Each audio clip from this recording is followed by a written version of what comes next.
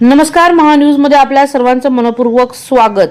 वाघोली येथील 21 वर्षीय महाविद्यालयीन तरुणीवर ओळखीचा गैरफायदा घेऊन वर्षभर वारंवार अत्याचार करण्यात आले।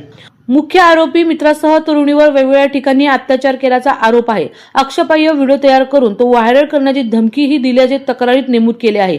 या प्रकरणी वाघोली पोलीस ठाण्यात गुन्हा दाखल केला असून 4 आरोपींना अटक केली आहे। फरहान रिजवान शेख वय वर्ष 20, फजल शेख वय वर्ष 20, रेहान रिजवान शेख वय वर्ष 18 आणि साहिल वय वर्ष 20 अशी अटक झालेल्यांची नावे आहे।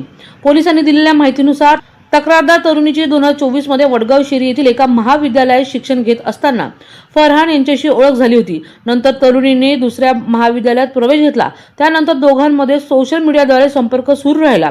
तक्रारीनुसार 9 नोव्हेंबर 2025 रोजी फिरायला जाण्याच्या बहाण्याने फरहानने तरुणीला वाघोली येथील लेक्सिकन कॉलेज जवळील पीजी रूममध्ये नेले। इच्छेविरुद्ध अत्याचार केला। काही दिवसांनी पुन्हा भेटायला बोलून त्याच ठिकाणी नेले। यावेळी त्याने मित्र फैजल शेख खोलीत पाठवून अत्याचार केला। पुढे इतरांनाही अत्याचार केल्याची तक्रारीत म्हटले आहे।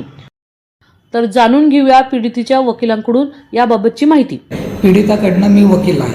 16 तारखे रोजी वाघोली परिसरामध्ये जो गँगरेप झाला त्याच्यात टोटल 4 आरोपी पकडले गेले होते। त्याच्यातले 3 आरोपी त्यांच्या कस्टडीमध्ये होते, 1 आरोपी फरार होता। 3 आरोपींना 20 तारखेला कोर्टात मेहरबान कोर्टात समोर आणले गेले होते। तेव्हा त्यांना MCR झाला। जो 1 आरोपी राहिला होता त्या आरोपीला आज रोजी कोर्टात हजर केले होते। तर त्याला मेहरबान कोर्टाने 4 दिवसाची PC दिली आहे। आमचा प्रयत्न शेवटपर्यंत हाच असेल, पीडिताला न्याय मिळवून द्यावा।